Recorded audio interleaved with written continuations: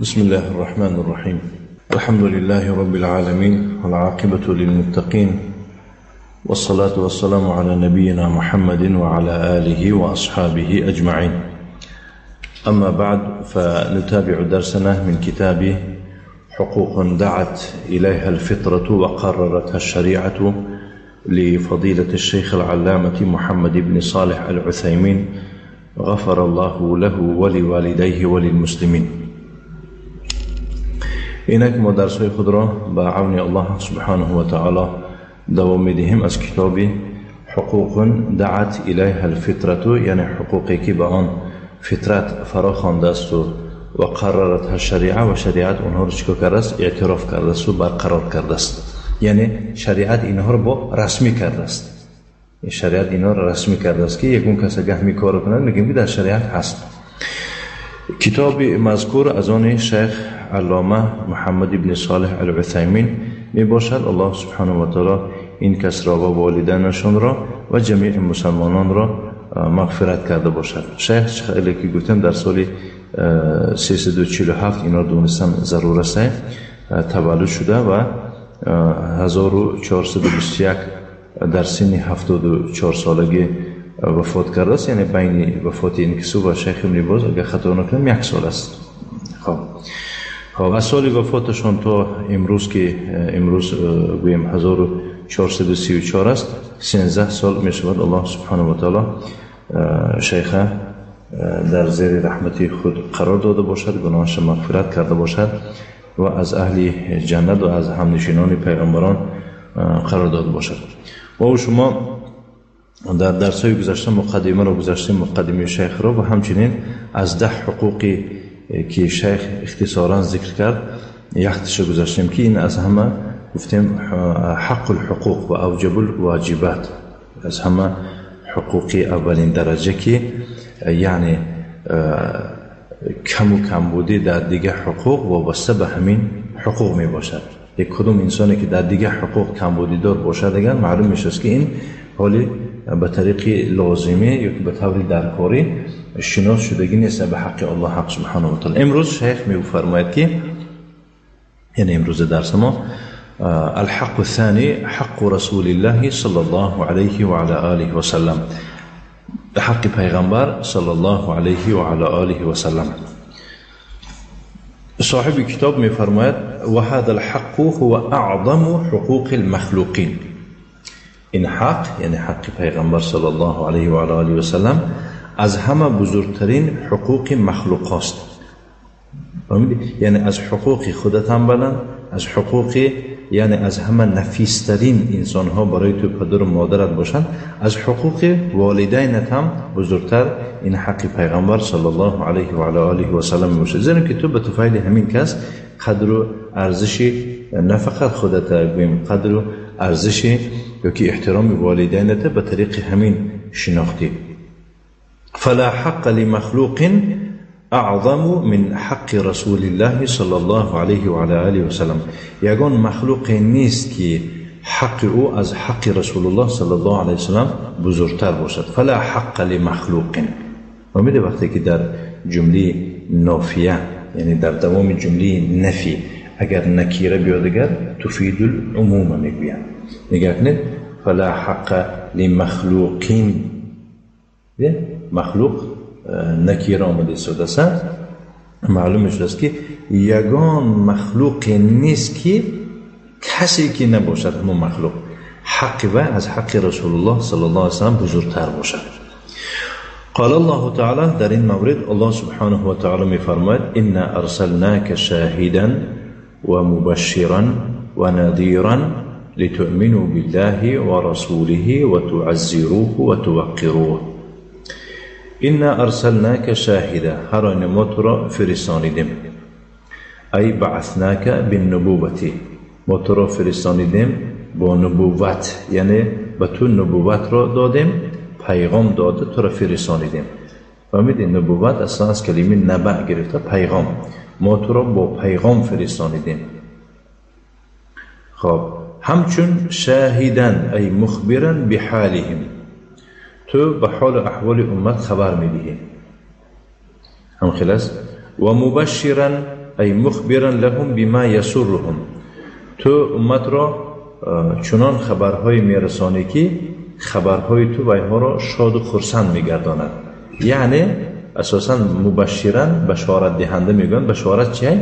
بشارت خبری خوش، یعنی نکوکاران را از امتت و اینها را با خبری خوش خرسند میکنی. اساسا کلمه بشر از پوستی رو را میگن، همین پوستی رو را بشر را میگن. اگر کسی مختصر خواندگی باشه با کل ما یستر البشرة من اللحیة میگن، که از فرضای تورات میگوین مس کشیدن میگود ریشه میگوین، یعنی مخالف است و میگود که کل ما یستر البشرة، هر چی که رو میپوشونن من اللحیه. خلاصه بشره گفته پوستی روی بشره میگوین. فهمیده؟ برای چی؟ از همین جا گرفته شده دیگه است. انسان وقتی خرسند باشد در همین چهره روش معلوم است که این انسان خرسنده، بشارت دارد، خرسنده. همچون بشارت دهنده تو را فرستانیدیم، ای مخبرا لهم بما یسرهم، یعنی تو اینها را امتت را نکوکارانش را چنان خبر میدهی که این خبر و یا را شاد و خرسند میگرداند. و نذیرا و بیم کناننده تو را فرستانیدیم. این صفتای پیغمبر صلی الله علیه و سلم. ای مخوفا لهم من عذاب الله، با در برابر بشارت یعنی عاصی ها را چیکار میکنی؟ از عذاب الله میترسانی، بیم میکنانی. لتؤمنوا بالله و رسوله، تا اینکه شما همه امت به الله ایمان بیاورید و به رسولش ایمان بیارید. و تعزروه، ای چیکار میکنید؟ تعزروه معناش چیه؟ تؤیدوا او تنصروا دینه. فهمیدید؟ تؤیدوا یعنی ورا دستگیرش میکنید. تعزروه، شما باید ایمانی به الله داشته باشید، ایمانی به پیغمبر داشته باشید. و تعزروه ای تؤیدوا یعنی قوت دید، طرفداری، یاردمش دید پیغمبره. و تنصروا دینه، برای پیشرفت دین او و یا دستگیری کنید، حمایه کنید دینش. همین تعزیر همین معنی تعزروه. و توقروه همین موضوع درس ما. و توقروه ای تعظموه، او را عزت و احترامش به جا بیارید. فهمیدید؟ یعنی حق و حقوق او را شناسید. سوره فتح آیه 8 تا 9. ولذلك يجب تقديم محبة النبي صلى الله عليه وعلى آله وسلم على محبة جميع الناس. برای خاطر همین است واجب است تقدیم محبت پیغمبر صلی الله علیه وسلم به محبت جمیع مردم. فهمیدید؟ همه مردم حقش یک طرف است و حق پیغمبر صلی الله علیه وسلم یک طرف است. اگر ما با دو حق روبرو زند، یعنی در پیش تو آمد دو حق، خب بینی که یکی از این حق پیغمبر است و دیگر حق است غیر از حق الله، از حقای مخلوقات. حق والدینت اومده ایستاده است که چیکار کنم حق والدین به جا بیارم یا که حق پیغمبر، یا که به جای حق والدین حق خودت اومد، باید که تو کدامش تقدیم کنی؟ یکم حق پیغمبر صلی الله علیه و آله و سلم. بنابراین میفرماید شیخ یجب واجب است میفرماید تقدیم یعنی پیش دانستنی یا که پیش به جا آوردنی حق رسول الله، یعنی که محبت رسول الله صلی الله علیه وسلم را بر محبت جمیع مردم، حتی علی النفس والولد والوالد. فهمیدی؟ حق چی؟ یعنی انسان هم نفس خودش هم حق دارد، فرزند هم حق دارد، والدم یعنی که والدین هم حق دارد. محبت پیغمبر صلی الله علیه وسلم بر جمیع محبت مردم چه مقدم تر است، حتی بر جان خودت هم و بر فرزند و بر والدین هم. قال رسول الله صلی الله علیه و آله و سلم روایت میکنه از پیغمبر صلی الله علیه و سلم چنین آمده است که میفرماد لا یؤمن احدکم حتی اکون احب الیه من ولده و والده و الناس اجمعین. اخرجه البخاری و مسلم و غیرهما. خب پیغمبر صلی الله علیه و آله و سلم چنین میفرماید یگان کسی از شما مؤمن نمی شود تا من به او از فرزندش و از والدینش و از جمیع مردم با او چی نباشم؟ محبوب تر نباشم. فهمیدید؟ یعنی انا همون وقت کسی از شما مؤمن می شود که وقتی محبت من در پیش تو از محبت فرزند تو، از محبت والدین تو، از محبت دیگه مردم چی باشد؟ بلندتر باشد. انا وقت مهم میشه میفهمم. حتی در بعضی دیگر روایت اومده است که عمر رضی الله عنه گفت که یا رسول الله، یعنی که من تو را از همه بیشتر دوست می‌دارم الا از خودم. و گفتن که نه، حتی از خودت هم بیشتر تو دوست نداری مؤمن نمیشوی. بعد عمر چی گفت که اکنون یعنی که از خودم هم تو را یعنی که بیشتر ناز می‌بینم. گفتن که الان انا کن، گفتن یعنی که ایمان تو کامل شد، انا کن یعنی که چی به طوری در کاری حق بجا آورد. و من حقوق النبی صلی الله علیه و علی آله و سلم توقیره و احترامه. و بعضی از حقوق پیغمبر صلی الله علیه و آله و سلم عبارت از توقیر و احترام است. توقیر گفتم و احترام میگم. فهمید اینو که کلمه های چند سینونیم میگوین را، یعنی لفظشون مختلف است و معناشون یخیله. سینونیم گفته اون کلمه ها رو میگن که لفظی گوناگون دارونه لیکن معناشون یخیله است. انتونیم چیه؟ عکس یک دیگر است.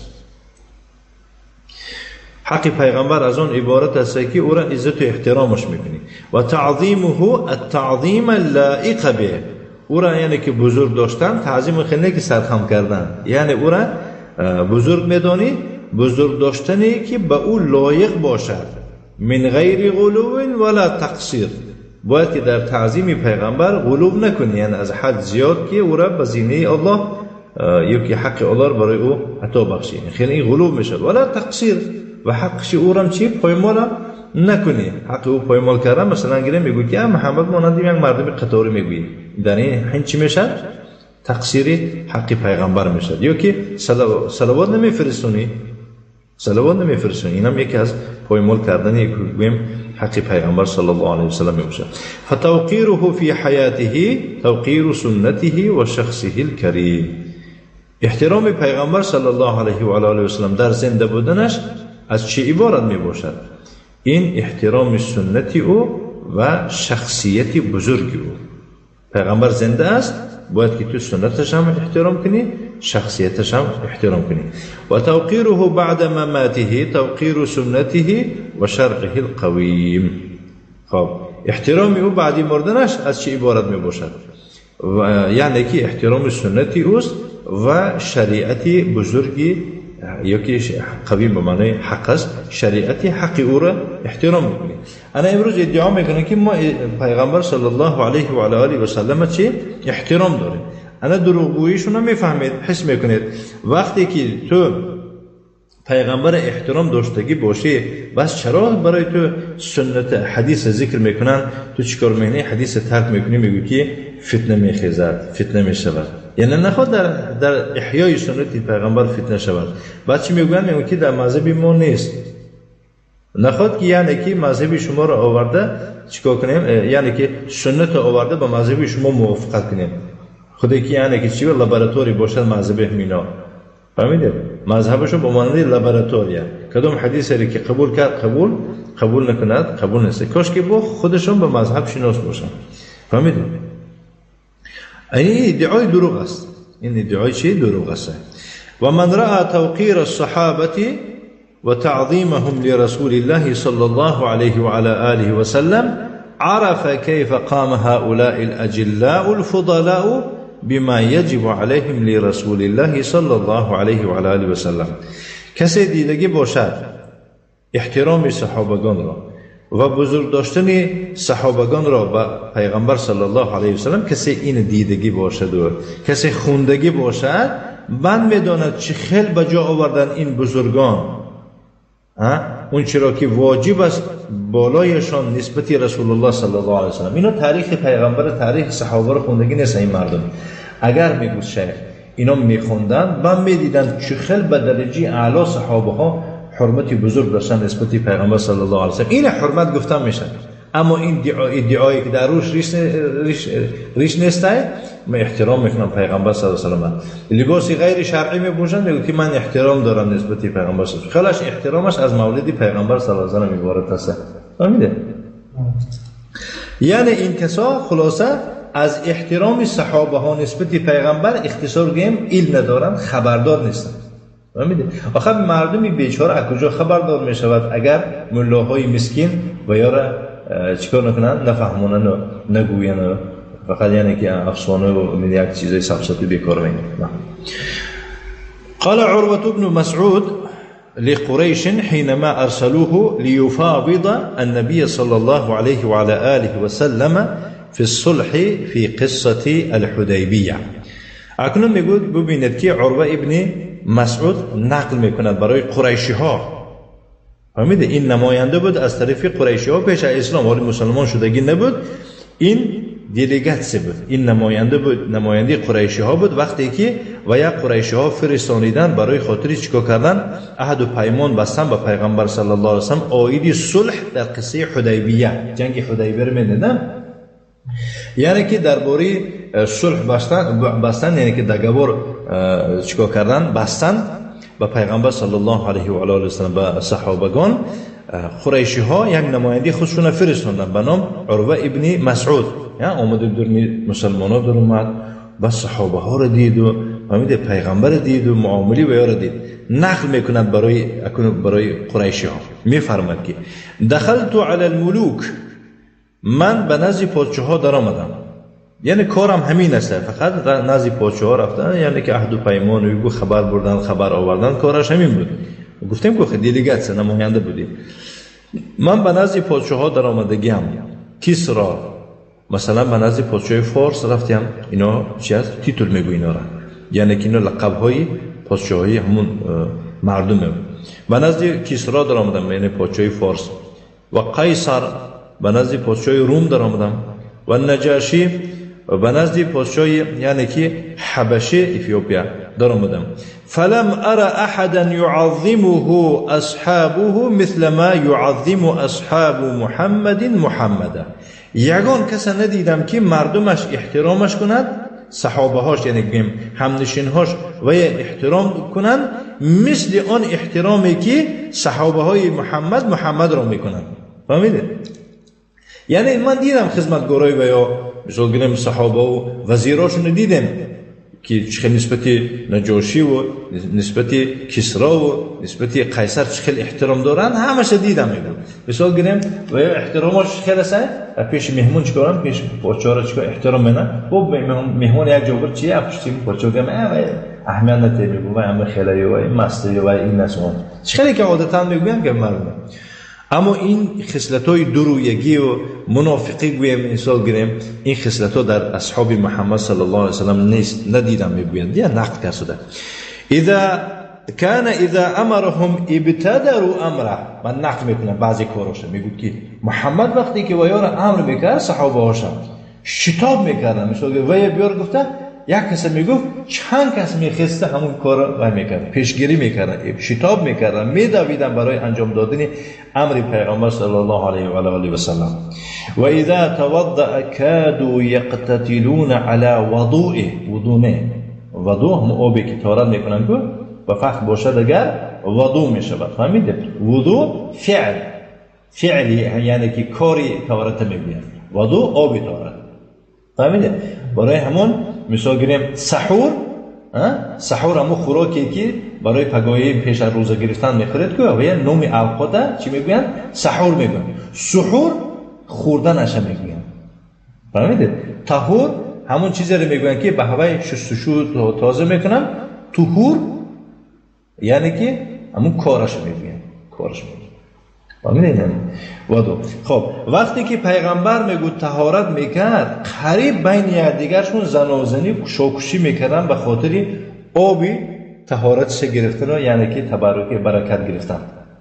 این یعنی که خصوصیتی پیغمبر صلی الله علیه و سلم در وقت حیات زنده بودنش. فهمیدید؟ گرفته یعنی که آبی او را آبی زیادشی گرفته در بدنشون در عملشون میشکیدن. و اذا تکلم خفضوا اصواتهم عنده، وقتی که در گپ میدرآمد گپ میزد حدیث میگفت همه آوازشون خاموش میکردن. خیلی آواز براری و مشتک کشی در پیش رئیس و رهبران خیلی کارا نیست. و ما یحدون الیه النظر تعظیما له، این مفعول لاجله، و دور و دراز به اون نگاه نمیکردن. فهمیدن؟ خیلی نگاه کرده نمی‌ایستادن دور و دراز و چشمشون دور و دراز او را نگاه کرده نمی‌ایستادن. برای چی؟ برای عزت و احترامش.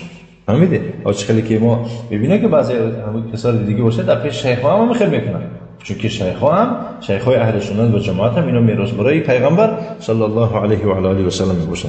این حدیث این واقعه رو گفتم امام بخاری در کتاب شروط باب شروط فی الجهاد والمصالحه مع اهل الحرب ذکر کرده است. هكذا كانوا يعظمونه رضي الله عنهم مع ما جبله الله عليه من الاخلاق الكريمه. انمین طور میگود صحابه ها او را تعظیم می داشتند، احترام میکردند در برابر اون آفرینشی طبیعی که الله تعالی و پیغمبر صلی الله علیه وسلم گذاشته بود از اخلاق کریمه. جبله گفته یعنی که در طبیعت آفریدن، یعنی بود در برابر همین الله سبحانه و تعالی پیغمبر یعنی در طبیعتش آفریدگی بود چی؟ الاخلاق الکریمه، اخلاقی پسندیده را در وجودش در وجودی پیغمبر جایگیر کنانیده بود. یعنی همه خودش اساساً اخلاقی پسندیده داشته بود. و لین الجانب گفته یعنی که ملایم طبیعتی داشته بود پیغمبر صلی الله علیه وسلم. لین الجانب گفته ملایم طبیعت بود. و سهولت النفس یعنی که نرم نفس بود، نفسش آرام بود، یعنی که تیز غضبش می اومدگی این خیلی کس نبود. ولو کان فظا غلیظ القلب لانفضوا من حولک. این شیخ از آیت میگیرد از سوره آل عمران آیت 159 اومدگی است. اگر این پیغمبر دغل می بود در زبون، یعنی که دغل می دیدن، دغل یا که بگیم درشت سخت سخن می بود و غلیظا دل سخت می بود، اگر لانفضوا من حوله که ها از گرد اطرافش صحابه هاش او را پرتافته می رفتن. این دغل گفته خوش معامله نیست گفته او را پرتافته می رفتن. الله سبحانه و تعالی مثلا در سوره آل عمران در این مورد در آیه 159 می‌فرماید که فبما رحمت من الله لنت لهم. فبما رحمت یعنی به طفیل رحمت الله، به رحمت الله هست که تو لنت لهم با اونها چیکار می‌کنی؟ رفق و ملایمه می‌کنی. فهمیدی؟ یعنی که این رحمت الله است که تو نسبت صحابه ها قدر ملایمه رفتاری خوب می‌کنی. ولو کنت اگر مبادا تو چی می بودی؟ فظا ای غلیظا جافا، جفاکار می بودی، دغل می بودی، درشت می بودی، سختگو می بودی. غلیظ القلب ای قاسی القلب، دلی تو رحم و شفقت و مهربانی نمی داشت، دل سخت می بودی. لانفضوا من حولک ای لتفرقوا، همه گرد تو پراکنده می شدن، همه گرد تو چی می شدن؟ لتفرقوا، پراکنده می شدن. فاعف عنهم، از اونا گذشت بکن. و استغفر لهم، برایشون آمرزش بپرس. و شاورهم یعنی به اونها مشورت بکن، ای استخرج آراءهم، بعضی فکر و اندیشی و یارم قبول کن، بگیر بپرس فی الامر در کارهای دینی و دنیوی. فاذا عزمت وقتی که تو مثال گیریم میگم عزم کردی، یکون توکل کردی، یعنی که مثال گیریم به یک خلاصه آمدی برای خاطر یک کار انجام دادن، به یک خلاصه آمدی برای انجام دادن یک کار، فتوکل علی الله، با الله توکل بکن. ان الله یحب المتوکلین، الله توکل کننده ها را دوست می‌دارد. همین سخنی که شیخ گفته است که ولو کان فظا غلیظ القلب لانفضوا من حولک، از همین آیتی 159 آل عمران آورده است که فبما رحمت من الله لنت لهم ولو كنت فظا غلیظ القلب لانفضوا من حولك فاعف عنهم واستغفر لهم وشاورهم في الامر فاذا عزمت فتوكل على الله ان الله يحب المتوكلين. اینا قید کنید خوب میشه. و ان من حقوق النبي صلى الله عليه وعلى آله وسلم تصديقه، این تصدیق اسم این نشده است چون که خبر پیش آمد. وإن من حقوق النبي صلى الله عليه وعلى آله وسلم تصديقه فيما أخبر به من الأمور الماضية والمستقبلة. یعنی بعضی از رعایت کردن حقوق پیغمبر از آن عبارت است که باید تو او را تصدیق کنی، باور کنی. چیزی که خبر دادگی است. مثلا چی خبر داست؟ من الامور الماضیه، بعضی کارهای گذشته را گفتگی است، درباره امتحان پیشینه گفتگی است. و المستقبل، یا که درباره حادثه های آینده نقل کردگی است. باید همین خبرها را که تو شنیدی باید تصدیق بکنی. و امتثال ما امر به، باید که تو اون امری را که کرده است باید چیکار کنی؟ بجا بیاری. و اجتناب ما عنه نهى و زجر، و یک جانبه شوی اون چیزی که از همون کار چیکار کرده است، منع کرده است و باز داشته است، نکن گفته است، باید که تو دست کشی. و الایمان بان هدیه اکمل الهدی، باید تو ایمان داشته باشی که نشان دادی یا که راه نشان دادی او از همه کامل ترین راه ها هستی که از این دیگه راه خوب نیست. و شریعته اکمل الشرایع، باید تو ایمان داشته باشی که شریعت او صلی الله علیه و سلم، قانون او از همه مکمل ترین قانون و شریعت است. و الا یقدم علیها تشریع، نباید که در پیش شریعت او یگون شریعت نوی را چه تقدیم کرده شود، او نظام، یا که یگون نظام دموکراتی و کمونیستی و دیگه ها. مهما کان مصدره، سرچشمه این نظام، سرچشمه این قانونهای نو از کجایی که گرفتگی نباشد فرق ندارد، باید که قابل چیکار نکنی؟ اینا را تو باید قبول دارم نباشی. الله سبحانه و تعالی میفرماید که فلا و ربک لا یؤمنون، آگاه باشید، نه حرف تنبیه هم، فلا آگاه باشید، و ربک قسم به پروردگارت، لا یؤمنون این امتت ایمان نمیارند، مؤمن نمیشوند، حتی یحکموک تا تو را در میان خود داور قرار ندهند، یعنی سودیه حتی یحکموک فیما شجر بینهم فیما اختلط و اختلف، یعنی تا تو را در بین خودشان مثل اون ماجرایی که بینشون میشود، اون جنجال میشود در بینشون، یا که اختلافی که در بینشون رو میدهد، تا تو را داور همچون یعنی که حاکم قرار ندهند و یا مؤمن نمیشوند. ثم لا یجدوا فی انفسهم حرجا، بعد از آن در نفسشان یگون یعنی که بدبینی را نبینند. وقتی که مثال گیریم تو حاکم شدی گفتی که نه تو حق هستی، وقتی گفتی نه تو ناحق هستی گفتی، باید که همون کسی که پیغمبر میگه که تو ناحق هستی در دلش یگون کراهت نباشد، گفت که چی به من ناحق بودیم، چی به نگوید، باید چون که پیغمبر گفتی. در سری آیت چی میگه؟ فلا و ربک لا یؤمنون حتی یحکموک فیما شجر بینهم، تا تو را در بین جنجال و نزاعشان داور قرار ندهند مؤمن نیستند. با دوامش چی میشن؟ بازم مؤمن نیستند، مبادا داور قرار دهند، لیکن در حکمها و قرارهای برآوردگی تو یگون چی حرج بینند که معقول هم نیست همین قانون. مما قضایت میگه که از اون قضایی که از اون یعنی حکمی که تو برآوردی، و یسلم تسلیما، و تا با پرگی اطاعت نکنند. فهمیده؟ این سوره نساء آیتش هست.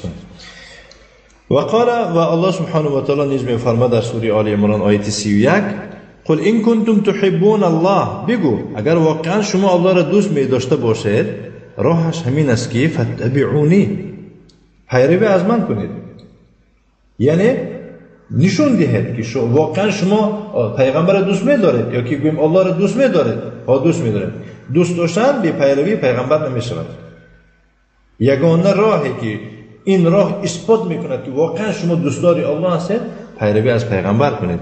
یا فتبعونی یحببکم الله، اما وقت الله شما را دوست می‌دارد و یغفر لكم ذنوبکم، گناهاتون را میبخشد، والله غفور رحیم، الله آمرزنده و مهربان است.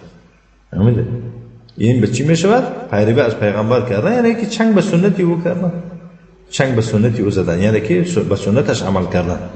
و من حقوق النبی صلی الله علیه و علی آله و سلم الدفاع عن شریعته و هدیه بما یستطیع الانسان. یکی دیگری از رعایت کردن حقوق پیغمبر از چه عبارت بود است؟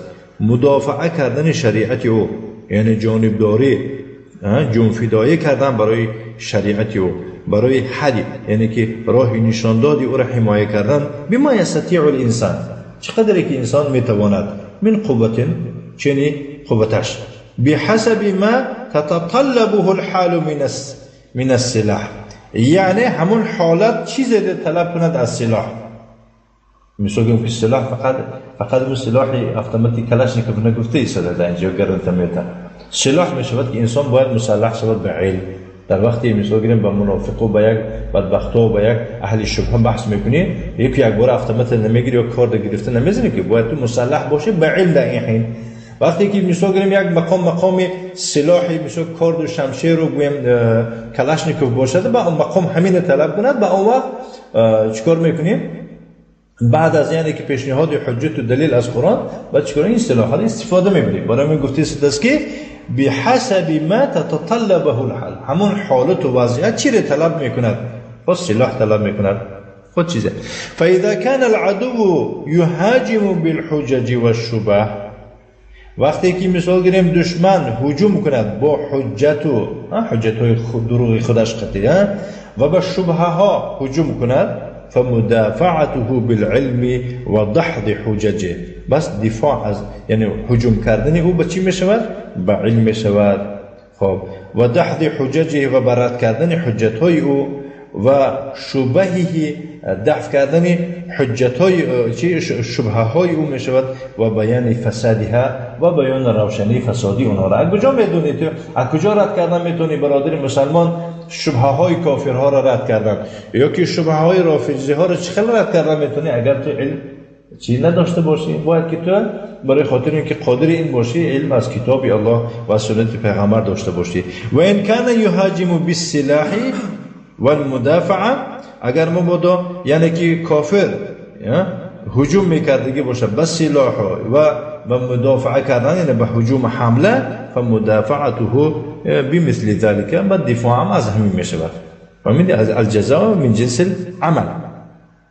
چی کار کرده شده همین کار مقابلیت نشون میده. ولا يمكن لأي مؤمن ان يسمع من يهاجم شريعة النبي صلى الله عليه وعلى آله وسلم او شخصه الكريم ويسكت على ذلك مع قدرته على الدفاع. هیچ ممکن نیست که برای کدام مؤمنی که نباشه، خواه مرد باشه خواه زن باشه، خواه منصبدار خواه بی منصب باشه، هیچ ممکن نیست برای مؤمن و شنود که یک کس هجوم کرده ایستاده است به مقابل شریعت پیغمبر صلی الله علیه و سلم، یا که در شخصیت پیغمبر طعنه زده ایستاده هجوم کرده ایستاده است، بعد چیکار کنم؟ من مؤمنم گفته سکوت کنم به این، خفش نه مع قدرته، در برابری قدرت داشتن است بس چیکار کردن؟ به مدافعه کردن. مثال گیریم پیغمبر فیلم ها برآوردن، کاریکاتور مثال گیریم چی صورتی پیغمبر کشیدن، یعنی که همین مقام دیده باید که انسان هم مله ها باید برآمد کنن. خیلی که یکی اکباره مرگ به امریکا مرگ به اسرائیل داد و تو مقام پیغمبر رو فهمون و بعد خوشرو کرده، یعنی که فهمون که کدام انسانی که ضد پیغمبر گفتگی از الله سبحانه و تعالی او را جزاش دادگه خوشرو کرده. یا که مثال گیریم چیکار میکنن؟ ما هم تا که آرام میشینیم باید که ما رفته سفارتخانه رو چیکار کنیم؟ آتش زنیم، وضعیت آرام و ناراحت کنیم. نه، به حجت، به بیان، به علم، به آداب، یعنی به آداب شریعت که باید که انسان چیکار کنن؟ حمایه کنن. مثال بیان احمق هستم، یک کافر یعنی وظیفه کافر همینه. کافر ولن ترضى عنك اليهود ولا النصارى حتى تتبع ملتهم. این همون روزی که شما مؤمن مسلمان شدید، یهود و نصرانی از شما راضی نیستن تا نظام و تا رویه بیاره، برنامه بیاره، قبول نکرده. همون وقتی که قبول کرده، انا وقت با شما و اندک باشدن باور میکنه. برای مثال این بود یعنی که حق پیغمبر صلی الله علیه و علی آله و سلم به طریق ایجاز موجز. و صلی اللهم وسلم علی نبینا محمد وعلى آله وأصحابه وسلم تسليما مزيدا وجزاكم الله خيرا وبارك الله فيكم.